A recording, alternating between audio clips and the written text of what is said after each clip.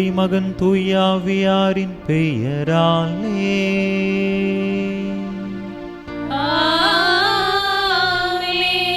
நம் ஆண்டவராகிய இயேசு கிறிஸ்துவின் அருளும் கடவுளின் அன்பும் தூய ஆவியாரின் நட்புறவும் உங்கள் அனைவரோடும் இருப்பதாக.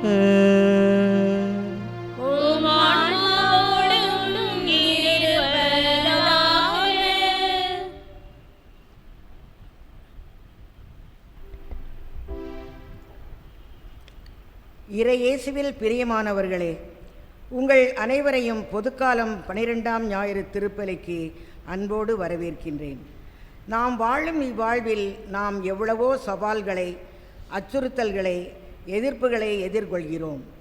நம் ஆண்டவர் இயேசு இவற்றை கண்டு அஞ்சாதீர்கள் என்று இன்று நமக்கு ஆறுதல் மொழிகளை கூறுகிறார்.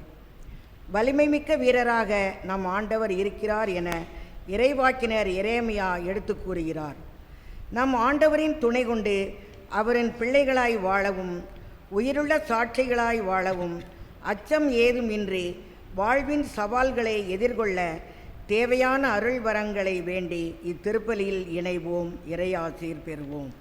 இயேசுவில் அன்பார்ந்த சகோதர சகோதரிகள், இன்றைய நாளிலே ஆண்டின் பொது காலம் 12ஆம் ஞாயிறு திருப்பலியை சிறப்பிக்கின்றோம். இன்றைய நாள் அகில உலக தந்தையர் தினமாகவும் கொண்டாடப்படுகின்றது.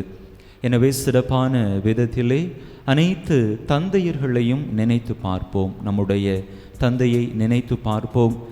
நம்முடைய தந்தையர்கள் நமக்காக செய்யக்கூடிய தியாகங்களை நினைத்து பார்ப்போம். ஒவ்வொரு குடும்பத்தின் முதுகெலும்பாக இருக்கக்கூடியவர்கள் இந்த தந்தையர்கள். எனவே சிறப்பான விதத்திலே அனைத்து தந்தையர்களையும் நினைத்து பார்த்து அவர்களை நமக்கு கொடுத்த இறைவனுடைய இந்த மாபெரும் அளப்பரிய கொடைக்காக இறைவனுக்கு நன்றி கூறுவோம்.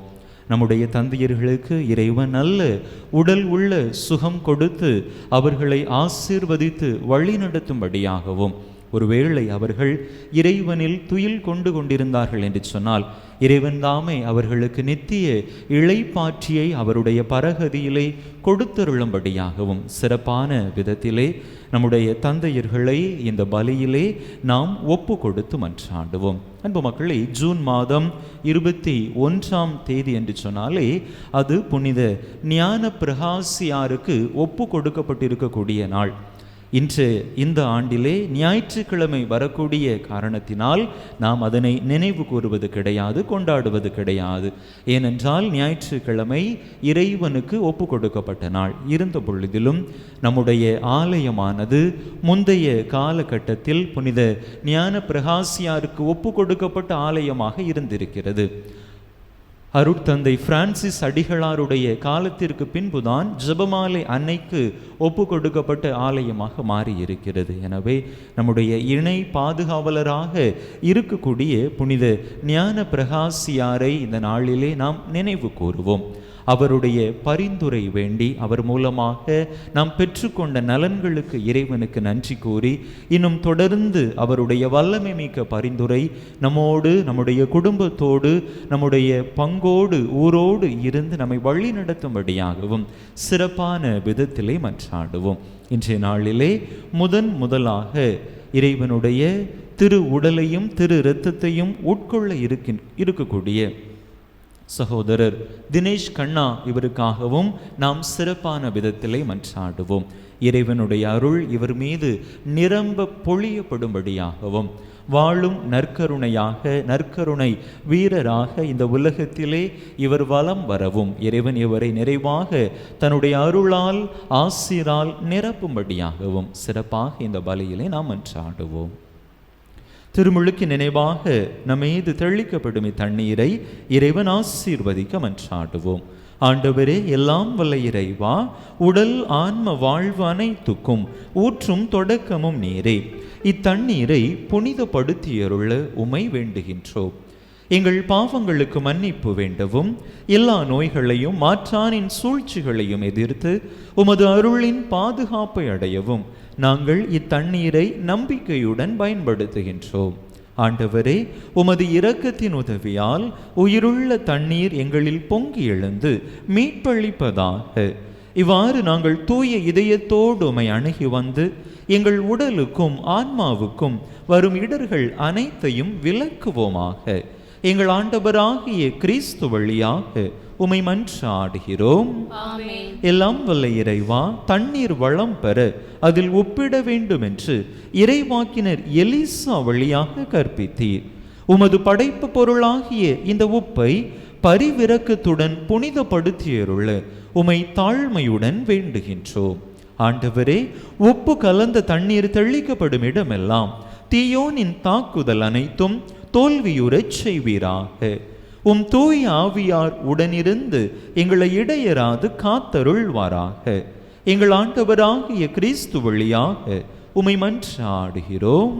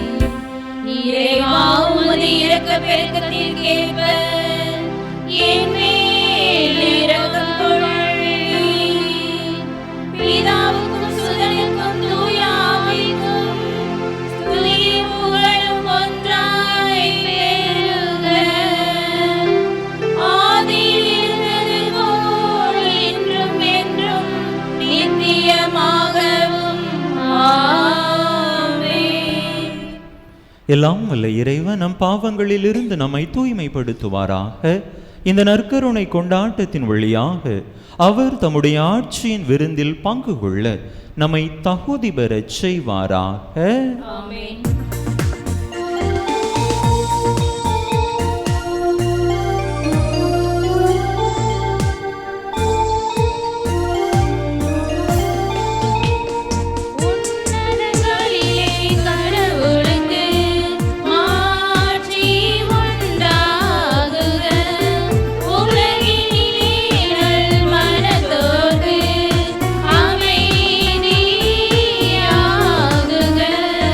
Oh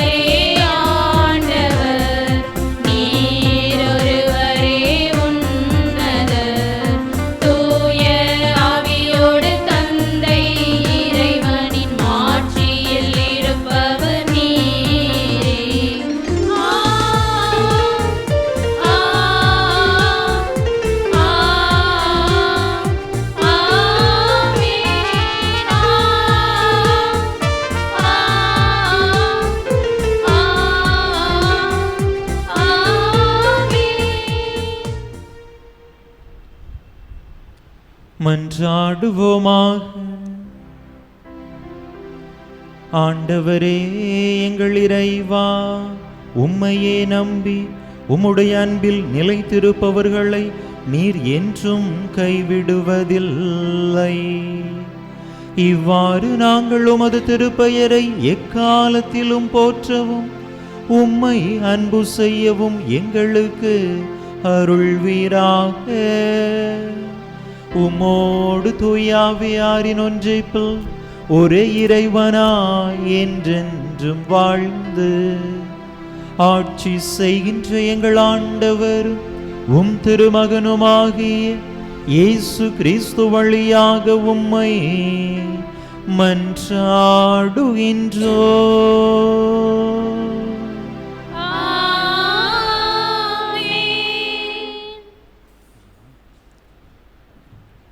இறைவாக்கினர் எரேமியா நூலிலிருந்து வாசகம். அதிகாரம் 20. இறைவார்த்தர் 10 முதல் 13 வரை.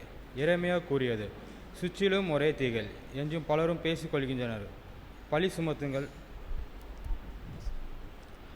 சுமத்துங்கள், வாருங்கள், அவன் மேல் பழி சுமத்துவோம் என்கிறார்கள். என் நண்பர்கள் கூட என் வீழ்ச்சிக்காக காத்திருக்கிறார்கள். ஒருவேளை அவன் மயங்கி விடுவான், நான் அவன் மேல் வெற்றி கொண்டு அவனை பழி தீர்த்து கொள்ளலாம் என்கிறார்கள். ஆனால் ஆண்டவர் வலிமை வாய்ந்த வீரரைப் போல என்னோடு இருக்கின்றார். எனவே என்னை துன்புறுத்துவோர் இடறி விழுவர். அவர்கள் வெற்றி கொள்ள மாட்டார்கள். அவர்கள் விவேகத்தோடு செயல்படவில்லை. அவர்களின் அவமானம் என்றும் நிலைத்திருக்கும், அது மறக்கப்படாது.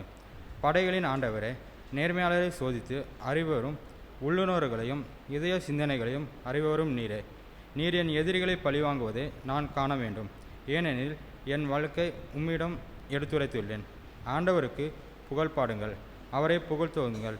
ஏனெனில் அவள் வறியோரின் உயிரை தீயோரின் பிடியினின்று விடுவித்தார். இதுவே ஆண்டவர் வரும் அருள்வாக்கு.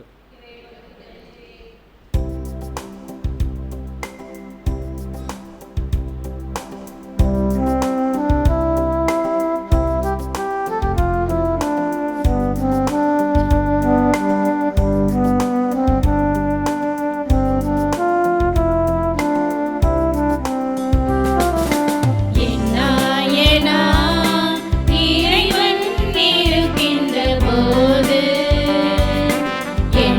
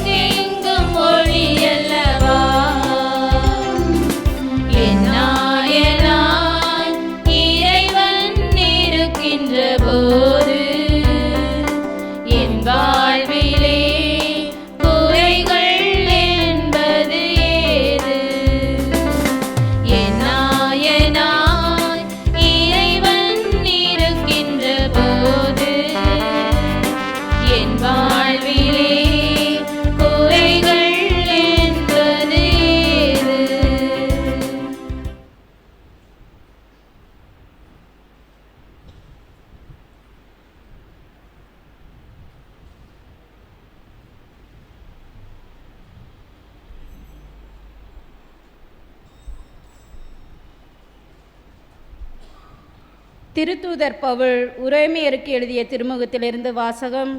அதிகாரம் 5, இறை வார்த்தைகள் 12 முதல் 15 முடிய. சகோதர சகோதரிகளே, ஒரே ஒரு மனிதன் வழியாய் பாவம் இந்த உலகத்தில் நுழைந்தது. அந்த பாவத்தின் வழியாய் சாவு வந்தது. அதுபோலவே எல்லா மனிதரும் பாவம் செய்ததால் எல்லா மனிதரையும் சாவு கவ்விக்கொண்டது. திருச்சட்டம் தரப்படும் முன்பும் உலகில் பாவம் இருந்தது. ஆனால் சட்டம் இல்லாத போது அது பாவமாக கருதப்படவில்லை. ஆயினும் ஆதாம் முதல் மோசே வரையில் இருந்தவர்கள் ஆதாமை போல் கடவுளின் கட்டளையை மீறி பாவம் செய்யவில்லை எனினும் சாவு அவர்கள் மீதும் ஆட்சி செலுத்தியது. இந்த ஆதாம் வரவிருந்தவருக்கு முன்னடையாளமாயிருக்கிறார். ஆனால் குற்றத்தின் தன்மை வேறு, அருள் கொடையின் தன்மை வேறு. எவ்வாறெனில், ஒருவர் செய்த குற்றத்தால் பலரும் இறந்தனர். ஆனால் கடவுளின் அருளும் இயேசு கிறிஸ்து என்னும் ஒரே மனிதரின் வழியாய் வரும் அருள் கொடையையும் பலருக்கு மிகுதியாய் கிடைத்தது. இது ஆண்டவர் வழங்கும் அருள்வாக்கு.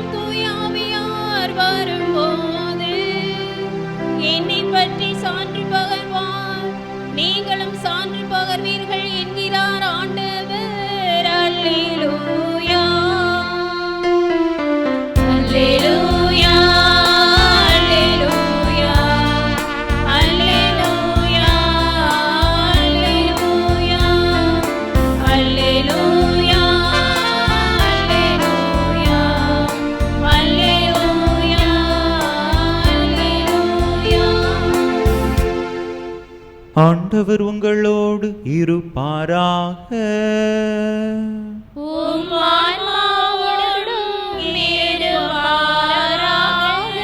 மத்தேயு எழுதிய தூய நற்செய்தியில் இருந்து வாசகம்.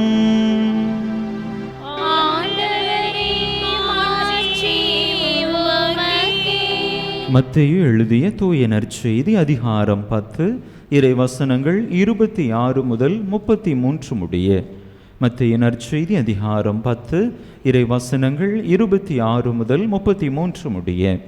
அக்காலத்தில் இயேசு தம் சீடர்களை நோக்கி கூறியது: உடலை மட்டும் கொல்பவர்களுக்கு அஞ்ச வேண்டாம். ஏனெனில் வெளிப்படாதவாறு மூடப்பட்டிருப்பது ஒன்றுமில்லை, அறிய முடியாதவாறு மறைந்திருப்பதும் ஒன்றுமில்லை. நான் உங்களுக்கு இருளில் சொல்வதை நீங்கள் ஒளியில் கூறுங்கள்.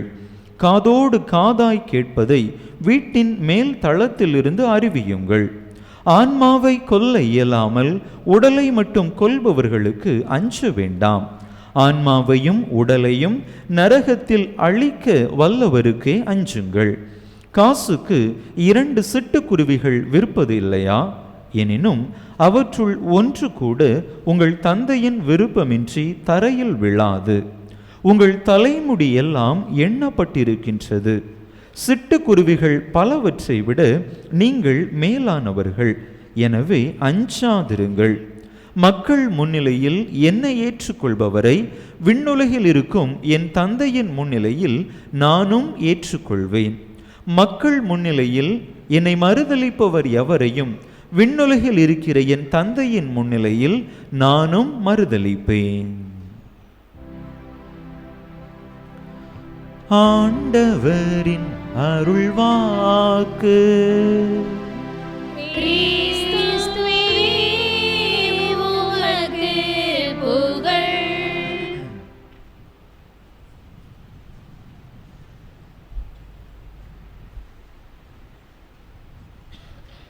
இயேசுவில் அன்பார்ந்த சகோதர சகோதரிகளே, மனிதர்களாகிய நமக்கு பலவிதமான உணர்வுகள் வருவதுண்டு. மகிழ்ச்சி உணர்வாக இருக்கலாம், அல்லது வெறுப்பு உணர்வாக இருக்கலாம், கோப உணர்வாக இருக்கலாம், கலக்கம், பதற்றம் என்கின்ற உணர்வுகளாக இருக்கலாம். இப்படி பலவிதமான உணர்வுகளை நம்முடைய வாழ்க்கையிலே நாம் கடந்து வருகிறோம்.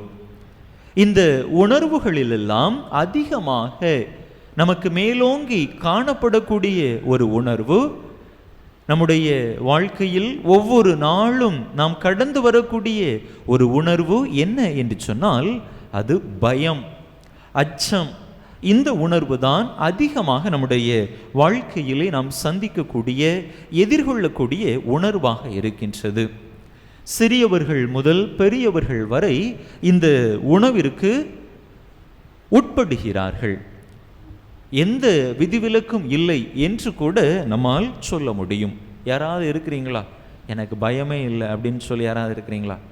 எதை பற்றி எனக்கு பயமே கிடையாது அப்படின்னு சொல்லி இல்லை. எதை பற்றி பயப்படுறீங்க? உங்களோட ஒரு சில பயங்களை சொல்லுங்க. காலையிலே பயந்துடும், தூங்கி முழிச்ச உடனே இந்த நாள் எப்படி போகுமோ அப்படின்னு சொல்லி ஒரு பயம். வேற என்ன பயம்லாம்? கொயர் கிளாஸில் இருக்கிறவங்களுக்கு சரியா பாடிடுவோமா, சுருதி தவறிடுமோ அப்படிங்கிற ஒரு பயம். வேற கடை வச்சிருக்கிறவங்களுக்கு என்ன பயம் இருக்கும்? நல்ல வருமானம் வருமா, மக்கள் வருவாங்களா அப்படிங்கிற ஒரு பயம், ஒரு பதற்றம், ஒரு கலக்கம். போட்டு முதல்ல எடுத்துடலாமா அப்படிங்கிற ஒரு உணர்வு, ஒரு பயம் இருக்கும். அப்படிதானா? வேற ஆசிரியர்களுக்கு என்ன பயம் இருக்கும்? சொல்லி கொடுத்தும் படிக்க மாட்டாங்கிறாங்களே, பிள்ளைங்க தேறிடுவாங்களா அப்படிங்கிற ஒரு பயம். மாணவர்களுக்கு என்ன பயம் இருக்கும்? மெர்சி, நான்சி, உங்களுக்கு என்ன பயம் இருக்கும்? பரீட்சையை பார்த்து பயமாக இருக்கும். என்னம்மா, ஐயோ பரீட்சை வருதே, வீட்டில் அம்மா அடிப்பாங்களே மார்க்கு கம்மியாக எடுத்தா, டீச்சர் அடிப்பாங்களே மார்க்கு சரியாக எடுக்கட்டா. வேற என்ன பயம்லாம் இருக்குது?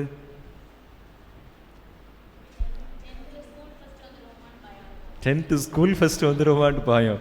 ஸ்கூல் ஃபஸ்ட் வந்துடுவான்னு பயமாக இருக்குது, அது மகிழ்ச்சியாக தானே இருக்கும்.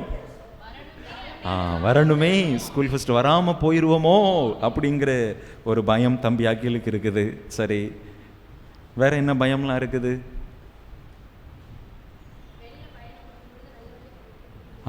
பயணம் செய்யும்போது நல்லபடியாக திரும்பி வருவோமா, பஸ்ஸில் டிரைவர் ஒழுங்காக ஓட்டிட்டு போகிற இடத்துக்கு போய் சேர்ப்பாரா அப்படிங்கிற ஒரு பயம். அப்படிதானா? நம்ம பயத்தை கண்டுபிடிச்சிருவாங்கன்னு ஒரு பயம் இருக்குது. வெளியே பயப்படாத மாதிரியே பாவலாக காட்ட வேண்டியதாக இருக்குது. ஃப்ளைட்டில் போயிருக்கிறீங்களா? யாராவது அதிகமாக போனதில்லை? அப்படிதானா? ஃப்ளைட்டில் போயிருக்கீங்க. ஃப்ளைட்டில் போகும்போது பயம் வருமா? பயம் வரும். ஆகா, கடலில் விழுந்துருமோ, மலையில் மோதிருமோ அப்படிங்கிற ஒரு பயம் இருக்கும். அப்படிதானா? இப்போ மக்களே, இப்படி ஏராளமான பயங்கள் நம்முடைய வாழ்க்கையிலே காணப்படுகின்றன. இந்த பயங்கள் நம்ம வாழ்க்கையில் 2 விதமான தாக்கத்தை ஏற்படுத்துது. நேர்மறையான தாக்கமாகவும் இருக்குது, எதிர்மறையான தாக்கமாகவும் இருக்குது. நேர்மறையான தாக்கத்துக்கு உதாரணம் என்ன? இப்போ நம்முடைய பிள்ளைங்களே எடுத்துக்கொள்ளுமே, தேர்வுக்காக தயாராகிட்டு இருக்கிறாங்க, பரீட்சை இருக்குது. பரீட்சையை பார்த்து பிள்ளைங்களுக்கு பயம். என்ன பயம்? நல்ல மார்க் எடுக்கிட்டா வீட்டில் அம்மா அடிப்பாங்க, அப்பா அடிப்பாங்க, ஃப்ரெண்ட்ஸ்லாம் குறைய மார்க் எடுத்தால் கிண்டல் பண்ணுவாங்க அப்படிங்கிற அந்த பயம் பிள்ளைங்களை என்ன செய்ய சொல்லுது? நல்லா படிச்சிடணும், நல்ல மார்க் எடுத்துடணும், எந்த ஒரு அவமானமும் பற்றக்கூடாது, மார்க் எடுத்துட்டா எல்லாருடைய கேலி பேச்சிலிருந்தும் தப்பிச்சிடலாம், அம்மாட்ட இருந்து பரிசு வாங்கிடலாம் அப்படிங்கிற அந்த ஒரு உத்வேகம், அந்த ஒரு பயம்தான் பிள்ளைகளுக்கு படிப்பின் மீது ஒரு உத்வேகத்தை, ஆர்வத்தை கொடுக்கிறது. நன்றாக படித்து தேர்ச்சி பெற வேண்டும் என்கின்ற அந்த ஒரு உந்துதலை கொடுக்கிறது. அதே போல் இப்போ நமக்கு கடன் பிரச்சனை இருக்குன்னு சொல்லி வச்சுக்கூடோமே, யார்ட்டையோ கடன் வாங்கியிருக்கிறோம், 15ஆம் தேதி வீட்டுக்கு கடன்காரர் வருவார் காசை வாங்குறதுக்கு. காசை கொடுக்கல அப்படின்னு சொன்னால் வீட்டிலிருந்தே, வீட்டு வாசல்லிருந்தே திட்டுவார். கடன் வாங்கும்போது மட்டும் பல்ல இழிச்சிட்டு வாங்க தெரியுது, கொடுக்கும்போது ஒழுங்காக கொடுக்க தெரியாதோ அப்படின்னு சொல்லி வீட்டு வாசல்லிருந்தே திட்டுவாரே. பக்கத்து வீட்டுக்காரங்களாம் கேட்பாங்களே, ஐயோ அது எனக்கு அவமானமாக இருக்குமே அப்படிங்கிற அந்த பயம் நம்மளை என்ன செய்ய சொல்லுது? கடினப்பட்டு உழைக்க தூண்டுது. 6 மணி நேரம் 8 மணி நேரம் உழைக்கணும் அப்படின்னு சொன்னால் இன்னும் ஒரு 2 மணி நேரம் கூடுதலாக ஓவர் டைம் ஓட்டி பார்ப்போம், அப்போ கூடுதலாக கொஞ்சம் காசு கிடைக்கும், கடன்காரருக்கு கொடுக்கறதுக்கு அது வசதியாக இருக்கும், வாய்ப்பாக இருக்கும் என்கின்ற அந்த பயம், கடனை குறித்த, கடன்காரரை குறித்த அந்த பயம் இன்னும் நம்மை அதிகமாக உழைக்க தூண்டுகிறது. ஆக இது ஒரு நேர்மறையான தாக்கம்.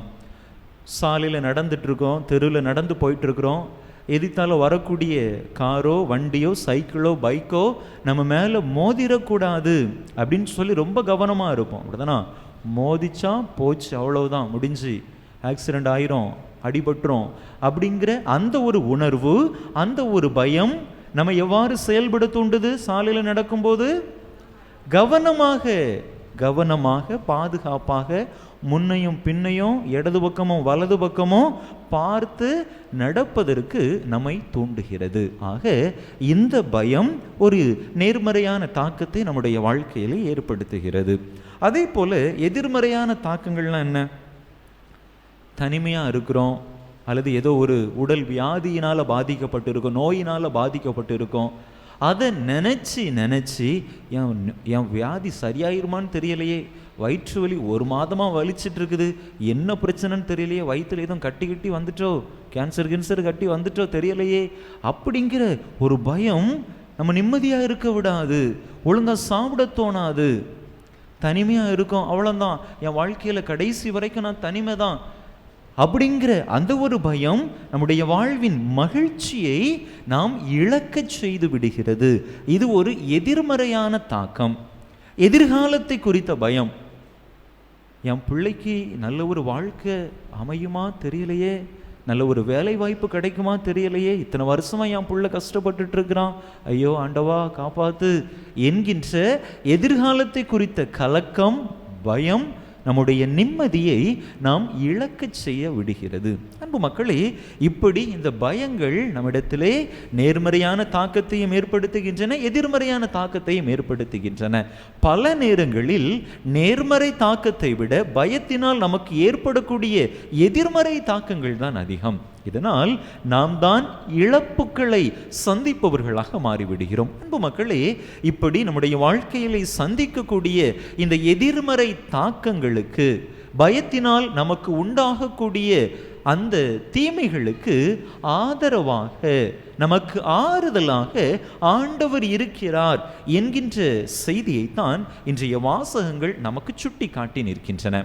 முதல் வாசகத்தை எடுத்துக்கொண்டோம் என்று சொன்னால், அங்கே எரேமியா இறைவாக்கினருக்கும் இப்படிப்பட்ட ஒரு பயம், அவருடைய சொந்த நண்பர்கள், உறவுகளே அவர்களுக்கு எதிராக கிளர்ந்தெழக்கூடிய ஒரு சூழல்.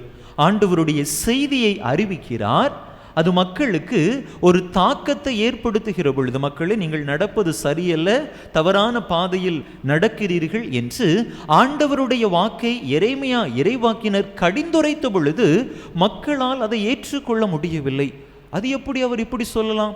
நீங்கள் நல்லா இருங்க, நீங்கள் ஆசீர்வாதமாக இருங்க அப்படிதான் அவர் சொல்லணும். அவர் இந்த மாதிரி கடுமையான சொற்களை எப்படி சொல்ல முடியும்? இவர் எப்படி ஒரு இறைவாக்கினராக இருக்க முடியும் என்று மக்கள், அவருடைய உறவுகள், நண்பர்கள் அவருக்கு எதிராக கிளர்ந்தெழுகிறார்கள். வாருங்கள், அவன் மீது பழி சுமத்துவோம், அவன் பேசுறது சரியில்லை, அவன் நல்ல ஒரு இறைவாக்கினன் அல்ல என்று எரேமியா இறைவாக்கினர் மீது அவருடைய நண்பர்களும் உறவுகளும் கிளர்ந்தெழுந்த பொழுது எரேமியா இறைவாக்கினருக்கு பயம் வந்தது. அந்த பயத்தை அவர் எவ்வாறு எதிர்கொள்கிறார்? யார் எனக்கு எதிராக கிளர்ந்தெழுந்தாலும், என்னுடைய நண்பர்களே என்னை பழித்து பேசினாலும் எனக்கு பயம் இல்லை. ஆண்டவர் வலிமை மிக்க வீரரை போல என்னோடு இருக்கிறார், எனவே நான் எதற்கும் பயப்பட மாட்டேன் என்று தன்னுடைய பயத்திற்கு மத்தியிலும் எரேமியா இறைவாக்கினர் நம்பிக்கையோடு மன உறுதியோடு செயல்பட்டதை நாம் பார்க்கிறோம்.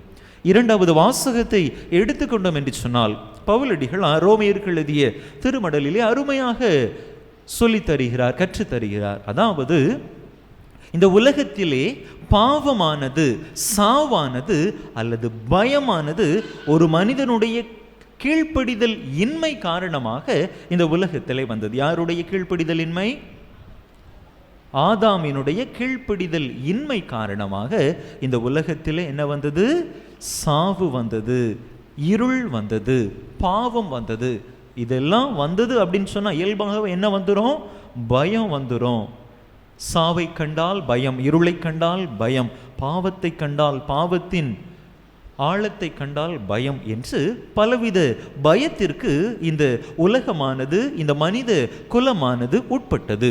இப்படிப்பட்ட இந்த சூழ்நிலையில் இந்த பாவத்திலிருந்து, சாபத்திலிருந்து, சாவிலிருந்து, இருளிலிருந்து, பயத்திலிருந்து இந்த மனித குலத்தை வெளிக்கொணர ஆண்டவருடைய ஆற்றல் அங்கே இறங்குகின்றது. ஆண்டவருடைய அருள் மக்கள் மீது படுகின்றது. ஒரு மனிதருடைய கீழ்ப்படிதலால் இவை அனைத்தும் முற்றிலுமாக மாறுகின்றது.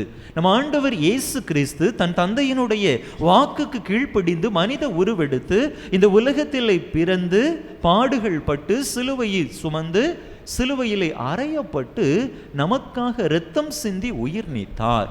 அவருடைய இந்த கீழ்ப்படிதல் மனித குலத்தை அவர்களுடைய பாவங்களிலிருந்தும், சாபங்களிலிருந்தும், பயங்களிலிருந்தும் வெளியே கொண்டு வந்தது. ஆக நம்முடைய பாவத்திற்கும், சாபத்திற்கும், பயத்திற்குமான பதில் நம் ஆண்டவர் இயேசு கிறிஸ்து என்று பவுலடிகளார் அருமையாக நமக்கு கற்றுத்தருகிறார். நற்செய்தி வாசகத்திலே தன்னுடைய சீடர்களை இறை பணிக்காக அனுப்புகின்ற பொழுது இயேசு தன்னுடைய சீடர்களுக்கு கொடுக்கக்கூடிய உறுதிமொழி அல்லது அறிவுரை, அஞ்சாதிருங்கள், பயப்படாதிருங்கள். நீங்கள் போகிற போக்கிலே நற்செய்தியை, இறை வார்த்தையை அறிவிக்கிற பொழுது ஏராளமான எதிர்ப்புகளை நீங்கள் சந்திப்பீர்கள். மக்கள் உங்களுக்கு எதிராக கிளர்ந்தெழுவார்கள், உங்கள் மீது கல்லால் எறிவார்கள், உங்கள் மீது வசைமொழி பாடுவார்கள், உங்களை அவமானப்படுத்துவார்கள். ஆக இப்படி உங்களுடைய உடலை மட்டும் கொல்லுபவர்களுக்கு நீங்கள் அஞ்ச வேண்டாம் என்று தன்னுடைய சீடர்களை ஆண்டவர் திடப்படுத்துகிறார். உடலையும் ஆன்மாவையும் நரகத்தில் அழிக்க வல்லவருக்கே, இறைவன் ஒருவருக்கே நீங்கள் அஞ்சுங்கள், வேற எதை குறித்தும் யாரை குறித்தும் நீங்கள் அஞ்ச வேண்டாம் என்று தன்னுடைய சீடர்களை பலப்படுத்தி, திடப்படுத்தி, உற்சாகப்படுத்தி அவர்களுடைய பயத்தையெல்லாம் அகற்றி இறை பணிக்காக ஆண்டவர் தன்னுடைய சீடர்களை அனுப்பி வைப்பதாக நாம் பார்க்கிறோம். அன்பு மக்களே, நம்முடைய வாழ்க்கையிலும் கூட இப்படிப்பட்ட ஏராளமான பயங்களுக்கு மத்தியில் நாம் வாழ்ந்து கொண்டிருக்கலாம். இந்த பயங்களும் அச்சங்களும் இடர்பாடுகளும் நம்மை எதிர்கொள்ளுகிற பொழுது எரேமியா இறைவாக்கினர் கொண்டிருந்த அந்த மனநிலையை நாம் கொண்டிருப்போம். நம்முடைய உறவுகளை நமக்கு எதிராக கிளர்ந்தெழுந்து நமக்கு பயத்தை ஊட்டினாலும் ஆண்டவர் வலிமை மிக்க வீரரை போல என்னோடு இருக்கிறார் என்கின்ற அந்த ஆறுதல் வார்த்தைகளை நம்முடைய வாழ்க்கையிலே உள்வாங்கி ஆண்டவர் மீது கொண்டிருக்கக்கூடிய அந்த நம்பிக்கையிலே இன்னும் ஆழப்பட முயற்சி செய்வோம். அந்த நம்பிக்கை, ஆண்டவர் மீது கொண்டிருக்கக்கூடிய அந்த பற்றுறுதி எவ்வகை சவால்களையும் இடர்பாடுகளையும் பயங்களையும் எதிர்த்து நம்முடைய வாழ்க்கையை துணிவோடு நாம் வாழ நமக்கு உறுதியாக இருக்கும். அன்பு மக்களே, விவிலியத்திலே ஒரு சில உதாரணங்களை நாம் பார்க்கலாம். எவ்வாறு ஆண்டவருடைய வாக்கு பயத்தில் இருந்த மனிதர்களை திடப்படுத்தியது, உற்சாகப்படுத்தியது, வாழ்வதற்கான ஆற்றலை அவர்களுக்கு கொடுத்தது என்று நாம் பார்க்கலாம். தொடக்க நூல் 15:1 வாசிங்க. தொடக்க நூல் 15:1 இரண்டாவது பகுதி.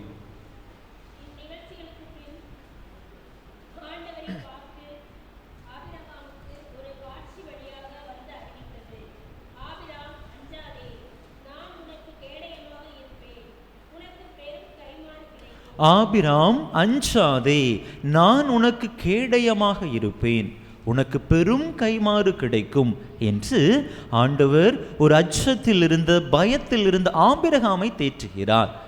ஆண்டவருடைய வாக்குக்கு கட்டுப்பட்டு தன்னுடைய சொந்த நாட்டை, வீட்டை, ஊரை, தந்தை வீட்டையெல்லாம் விட்டு அவர் பயணிக்கின்றார்.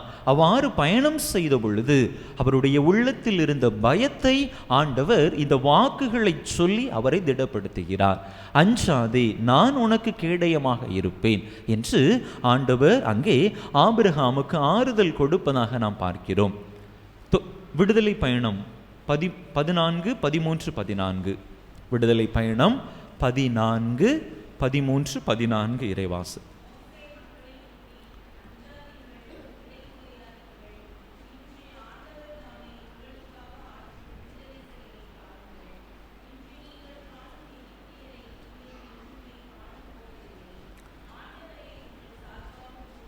போதுமா? இஸ்ரேல் மக்களுக்கு பயம். எகிப்திலிருந்து வெளியே வர்றாங்க, பார்வோனின் அடிமை தலையிலிருந்து வெளியே வரும் பொழுது கானான் தேசத்தை நோக்கி பயணப்பட்டு கொண்டிருக்கின்ற பொழுது அவங்களுக்கு எதிர்த்தால செங்கடல் இருக்குது, தொடர்ந்து பயணம் செய்ய முடியாது. பின்பக்கத்தில் எதிரிகள் எகிப்தியர்கள் அவர்களை பின்தொடர்ந்து வருகிறார்கள். முன்னையும் போக முடியாது, பின்னையும் போக முடியாது. இப்படிப்பட்ட ஒரு சூழல்ல மக்கள் பயந்து போய் விடுகிறார்கள். அவ்வளவுதான், முடிந்து விட்டது என்று மோசையிடத்திலே முறையிட ஆரம்பிக்கிறார்கள். எகிப்தில் சவக்குள் இல்லைன்னு சொல்லியா இங்க கொண்டு வந்து எங்களை புதைக்க பார்க்கிறீரு என்று கடுமையான விமர்சனங்களை, வார்த்தைகளை அவர்கள் உதிர்க்கிறார்கள். இப்படி மக்கள் பயந்துட்டாங்க, ஒருவித கலக்கத்தில் இருக்கிறாங்க, சோர்வில் இருக்கிறாங்க என்பதை அறிந்த மோசே ஆண்டவருடைய வாக்கை அவர்களுக்கு அறிவிக்கிறார். அஞ்சாதீர்கள், நிலை குலையாதீர்கள். இன்று நீங்கள் காணக்கூடிய எகிப்தியரை இனிமேல் உங்களுடைய வாழ்க்கையிலே நீங்கள் காணப்போவதே கிடையாது. ஆண்டவரே உங்கள் சார்பாக போரிடுவார். எனவே அஞ்சாதிருங்கள் என்று சொல்லி அந்த மக்களுடைய பயத்தை, அச்சத்தை போக்குவதாக நாம் பார்க்கிறோம். மக்களுடைய அந்த நம்பிக்கை தான் அங்கே அந்த செங்கடலிலே ஆண்டவர் பாதையை ஏற்படுத்துவதற்கான காரணமாக இருந்தது. ஆக ஆண்டவருடைய வாக்கு நமக்கு வாழ்வளிக்க கூடியதாக இருக்கிறது. அது எப்படிப்பட்ட வாழ்வை முடிந்துவிடக்கூடிய ஒரு சூழலாக இருந்தாலும் அங்கிருந்து ஒரு புதிய நம்பிக்கையை ஆண்டவர் நமக்கு கொடுக்கின்றார். யோசுவா புத்தகம் 1ஆவது அதிகாரம் 9வது இறைவசனம், 2வது பகுதி. யோசுவா 1:9.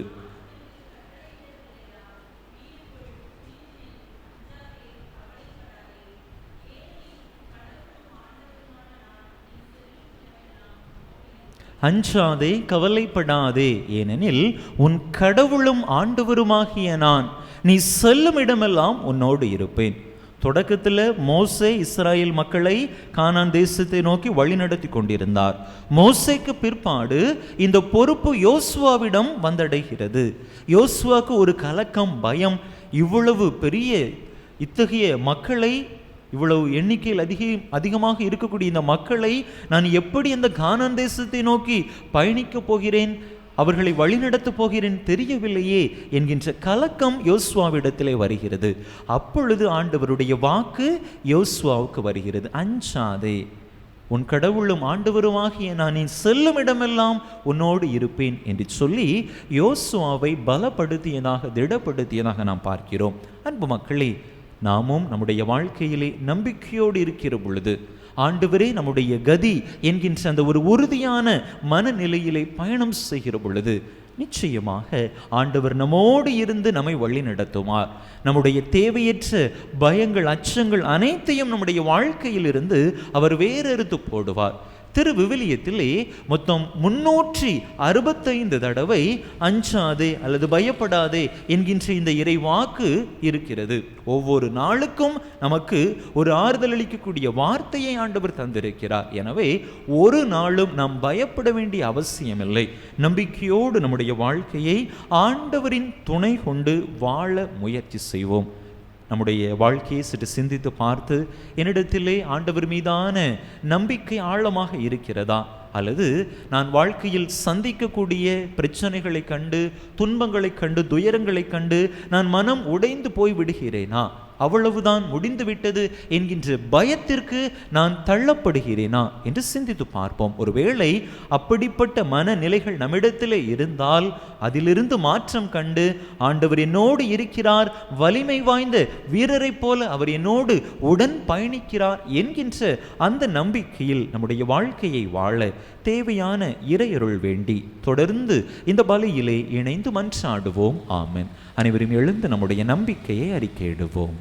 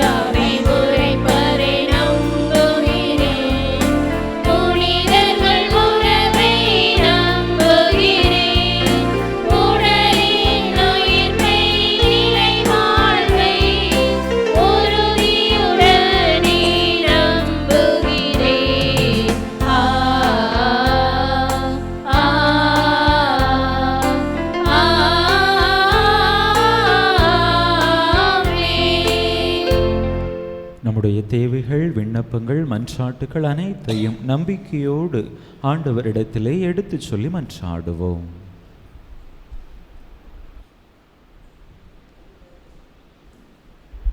அன்பு தந்தையே இறைவா, திரு அவை வழிநடத்தும் திருத்தந்தை, ஆயர்கள், அருட்தந்தையர்கள், கன்னியர்கள் அனைவரும் மக்கள் அனைவரையும் இறைப்பாதையில் வழிநடத்தி செல்ல தேவையான ஆற்றலை தந்தருள வேண்டுமென்று இறைவா உம்மை மன்றாடுகின்றோம். வழிநடத்துபவரே எம் இறைவா, உலகை ஆளும் தலைவர்கள், நாட்டை ஆளும் தலைவர்கள் அனைவரும் மக்களை அமைதி, நல்வாழ்வு நோக்கி வழிநடத்தி செல்ல தேவையான அருளை பெற்றுத்தர வேண்டுமென்று இறைவா உம்மை மன்றாடுகின்றோம். நல்லாயனே எம் இறைவா, நாங்கள் அனைவரும் அச்சம் தவிர்த்து ஆண்டவர் வலிமை வாய்ந்த வீரரைப் போல எம்மோடு இருக்கிறார் என்கின்ற நம்பிக்கையோடு வாழ்வின் சிக்கல்களை துணிவுடன் எதிர்கொள்ளும் ஆற்றலை பெற்றிட வேண்டும் என்று இறைவா உம்மை மன்றாடுகிறோம்.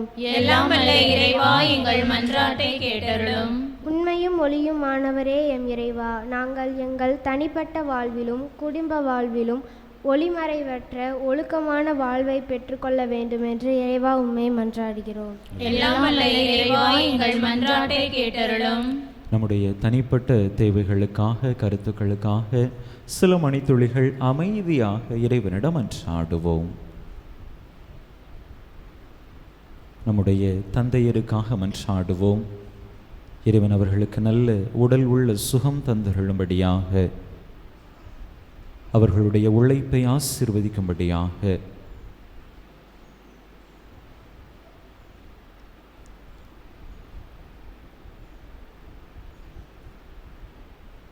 உலக அமைதிக்காக மன்றாடுவோம்.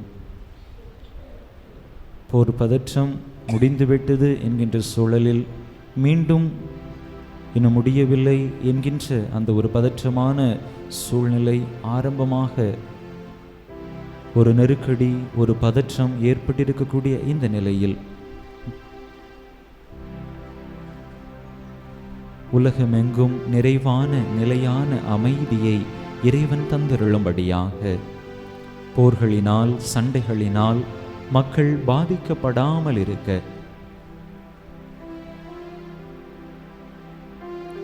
நம்முடைய குடும்பத்தில், நம்முடைய ஊரில், நம்முடைய பங்கில் நல்ல சமாதானம் நிலவும்படியாக ஒருவருக்கொருவர் ஒற்றுமையோடு விட்டு கொடுத்து அரவணைத்து அன்பு செய்து வாழும்படியாக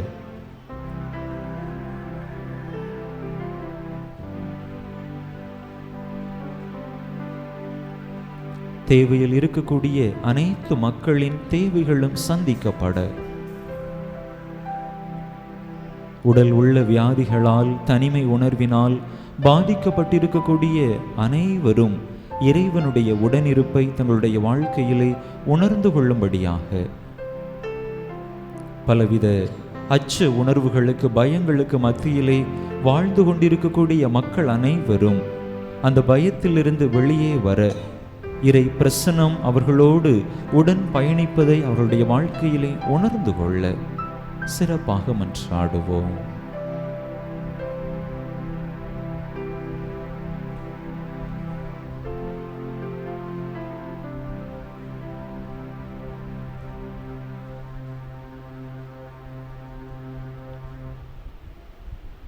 எங்கள் தாயும் தந்தையுமான இறைவா, உம் அன்பு பிள்ளைகள் உம்மிடத்திலே நம்பிக்கையோடு எடுத்துரைத்த இந்த மன்றாட்டுக்களை எல்லாம் எங்களுக்கு தந்தருள வேண்டும் என்று எங்கள் ஆண்டவராகிய கிறிஸ்து வழியாக உம்மை மன்றாடுகிறோம். ஆமென்.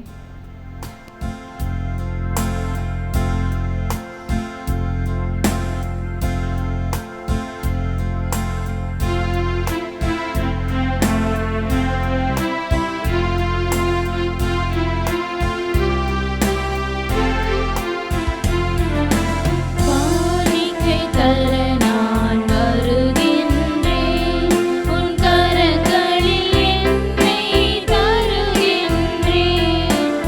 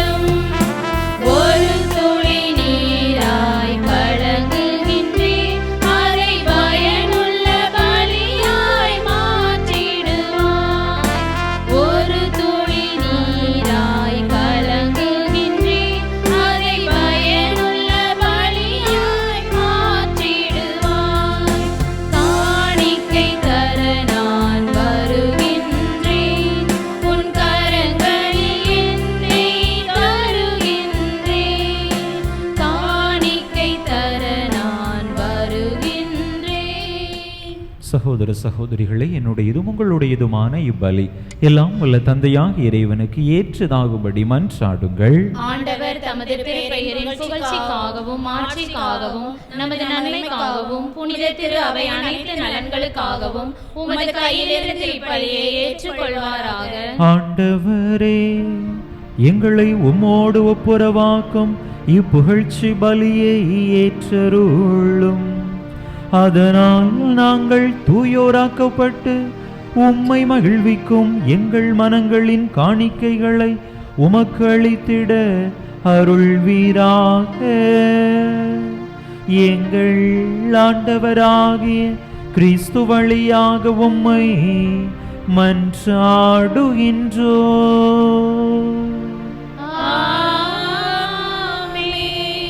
ஆண்டவர் உங்களோடு இருப்பாராக.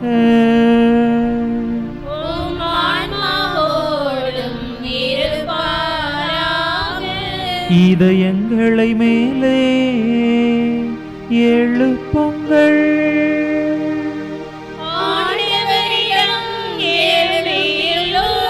நம் இறைவனாகிய ஆண்டவருக்கு நன்றி கூறுவோம்.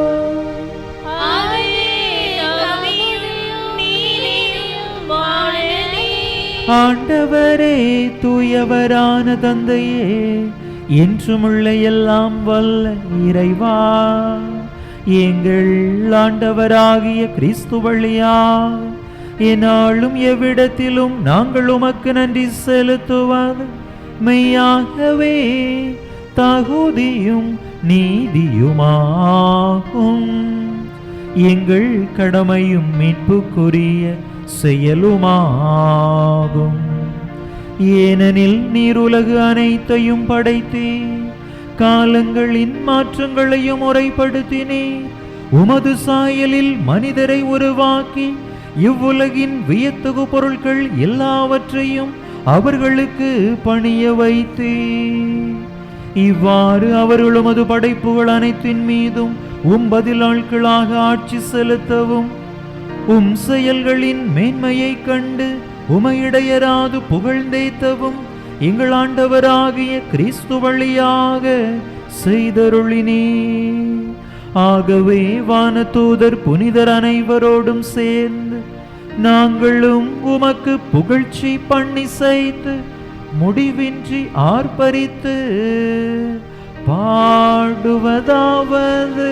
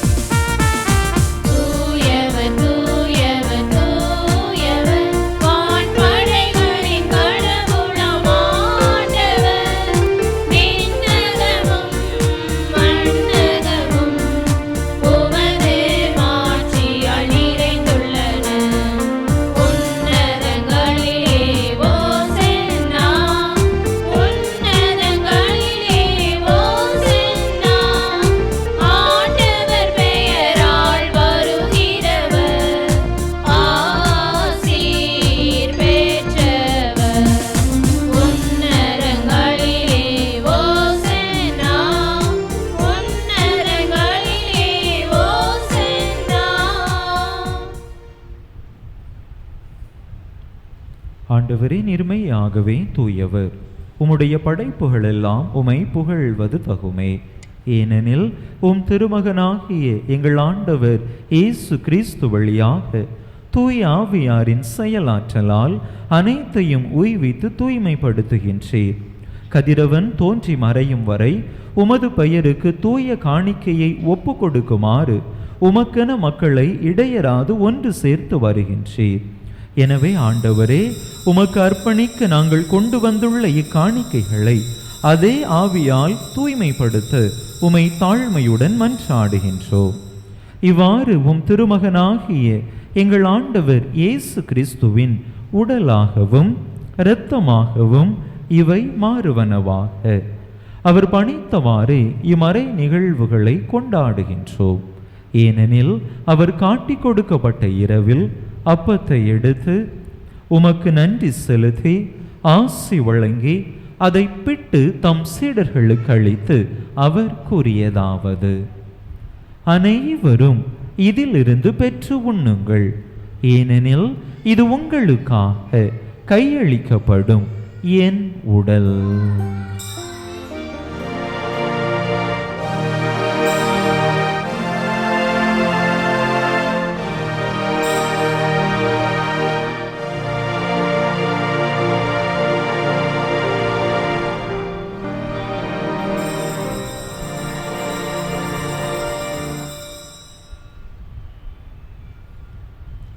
அவ்வண்ணமே இரவு விருந்தை அருந்திய பின் கிண்ணத்தையும் எடுத்து உமக்கு நன்றி செலுத்தி ஆசி வழங்கி அதை தம் சீடர்களுக்கு அளித்து அவர் கூறியதாவது: அனைவரும் இதிலிருந்து பெற்று பருகுங்கள், ஏனெனில் இது புதிய நிலையான உடன்படிக்கைக்குரிய என் இரத்தத்தின் கிண்ணம். இது பாவ மன்னிப்புக்கென்று உங்களுக்காகவும் பலருக்காகவும் சிந்தப்படும். இதை என் நினைவாக செய்யுங்கள்.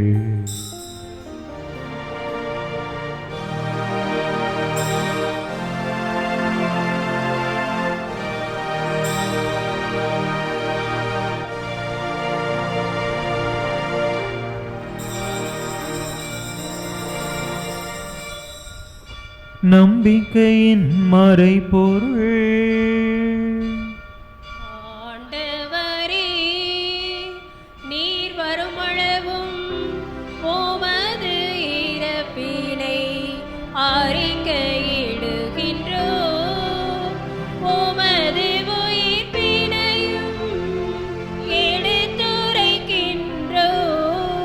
ஆகவே ஆண்டவரே, உம் திருமகனின் மீட்பளிக்கும் பாடுகளையும் வியப்புக்குரிய உயிர்ப்பையும் விண்ணேற்றத்தையும் நாங்கள் நினைவு கூறுகின்றோம். இவர் மீண்டும் வருவார் என எதிர்பார்த்திருக்கும் நாங்கள் இப்புனிதமான உயிருள்ள பலியை நன்றி செலுத்தி உமக்கு ஒப்பு கொடுக்கின்றோம். உமது திரு அவையின் காணிக்கையை கண்ணோக்கியருள உமை மன்றாடுகின்றோம்.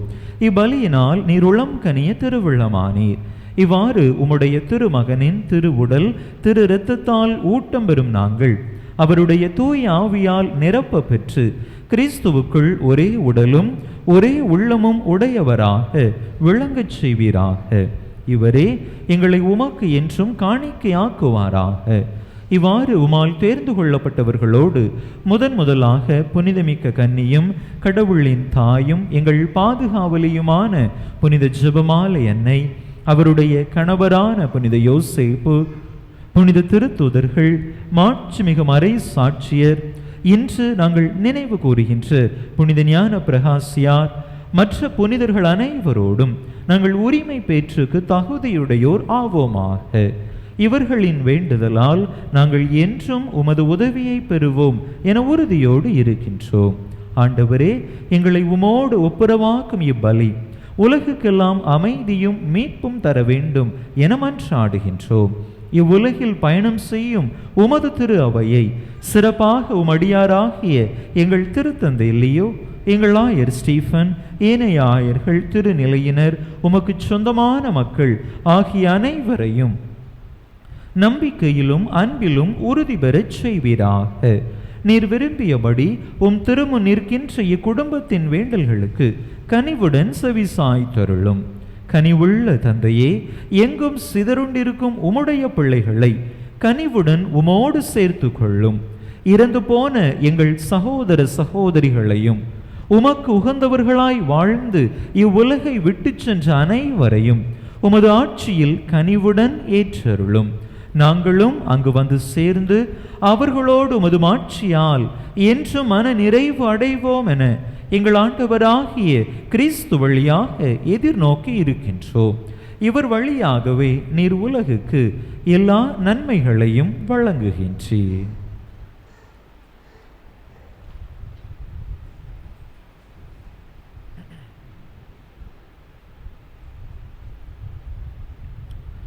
இவர் வழியாக இவரோடு இவரில் எல்லாம் வல்ல இறைவனாகிய தந்தையே, தூய ஆவியாரின் ஒன்றிப்பில் எல்லா புகழும் மாட்சியும் என்றென்றும் உமக்கு உரியதே.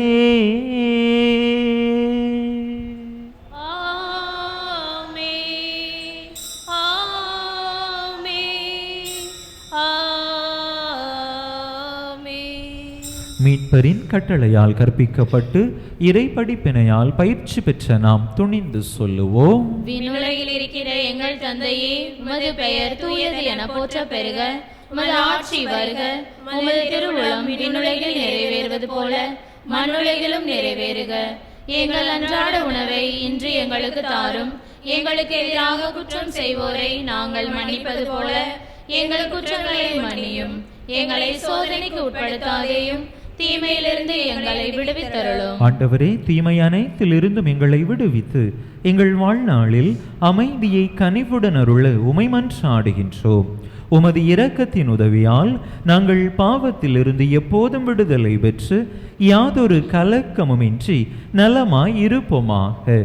நாங்கள் எதிர்நோக்கி இருக்கும் பேரின்பத்துக்காகவும் எம் மீட்பராகிய இயேசு கிறிஸ்துவின் வருகைக்காகவும் காத்திருக்கின்றோம். ஆண்டவரே இயேசு கிறிஸ்துவே, அமைதியை உங்களுக்கு விட்டுச் செல்கின்றேன், என் அமைதியையே உங்களுக்கு அளிக்கின்றேன் என்றும் திருத்தூதர்களுக்கு மொழிந்தீரே. எங்கள் பாவங்களை பாராமல் உமது திரு அவையின் நம்பிக்கையை கண்ணோக்கி உமது திருவுளத்துக்கு ஏற்ப அதற்கு அமைதியையும் ஒற்றுமையையும் அளித்தருள்வீராக. என்றென்றும் வாழ்ந்து ஆட்சி செய்கின்றவர் நீரே. ஆண்டவருடைய அமைதி உங்கள் அனைவரோடும் என்றும் இருப்பதாக. ஒருவருக்கொருவர் கிறிஸ்து வழங்கும் அமைதியை பகிர்ந்து கொள்வோம்.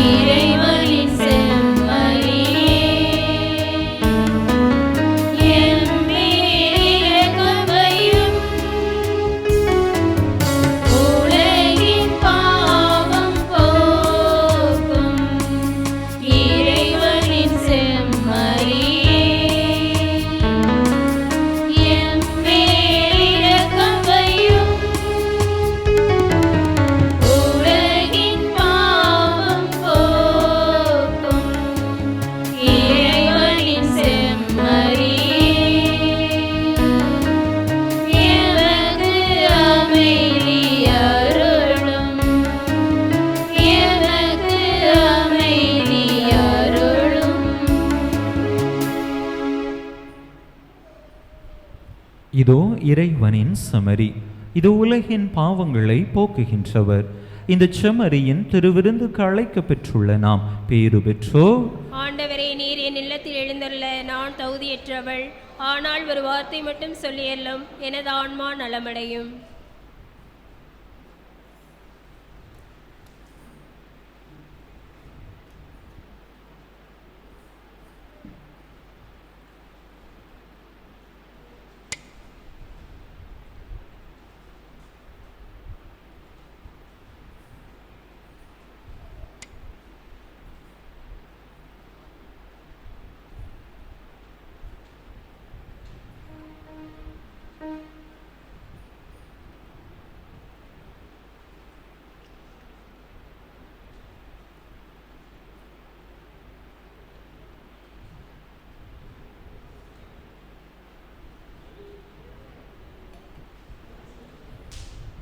முதல் திருவிருந்தை பெறப்போகிற தினேஷ் கண்ணா அவருடைய ஞான பெற்றோர் வாங்க.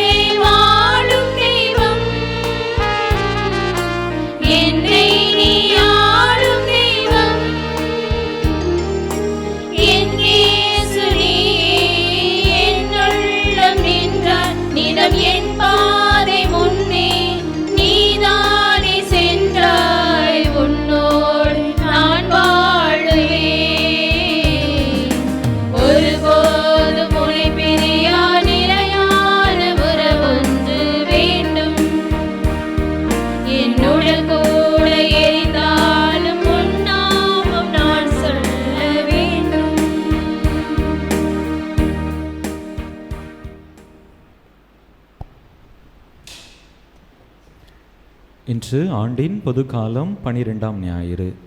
ஏற்கனவே அறிவித்தவாறு இன்று காலை 10 மணியிலிருந்து 1 மணி வரை குறுக்கு சாலையில் வைத்து குறுக்கு சாலை மறைபட்ட இளையோருக்கான கருத்தமர்வு பொதுக்குழு கூட்டம் நடைபெற இருக்கிறது. எனவே இளைஞர்கள் இளம்பெண்கள் இதிலே கலந்து கொள்ளும்படியாக அன்போடு கேட்டுக்கொள்கின்றேன். திருப்பலி நிறைவுற்ற பிற்பாடு மறைக்கல்வி வகுப்புகள் நடைபெறும்.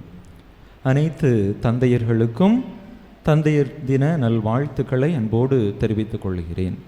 ஹாப்பி ஃபாதர்ஸ் டே.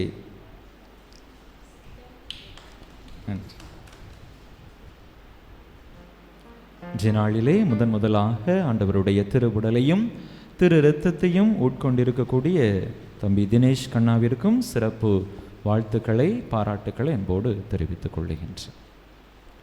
மன்றாடுவோமாக. ஆண்டவரே, உம் திருமகனின் உயர்மதிப்புள்ள உடலாலும் இரத்தத்தாலும் ஊட்டம் பெற்று புதுப்பிக்கப்பட்ட நாங்கள் உமது கனிவை கெஞ்சி கேட்கின்றோம். இறை பற்றுடன் நாங்கள் அடிக்கடி நிறைவேற்றும் இப்பலியின் பயனாக எங்கள் மீட்பை உறுதியாய் கண்டடைய செய்வீராக. எங்கள் ஆண்டவராகிய கிறிஸ்து வழியாக உம்மை மன்றாடுகின்றோம்.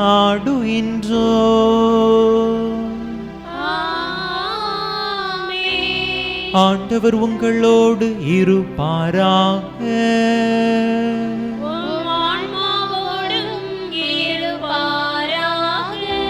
எல்லாம் வல்ல இறைவன் தந்தை மகன் தூயாவியார் உங்களுக்கு ஆசி வழங்குவாராக.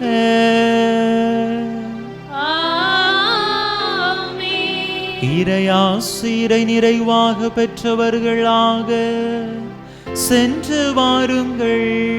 திருப்பலி நிறைவேறிற்று.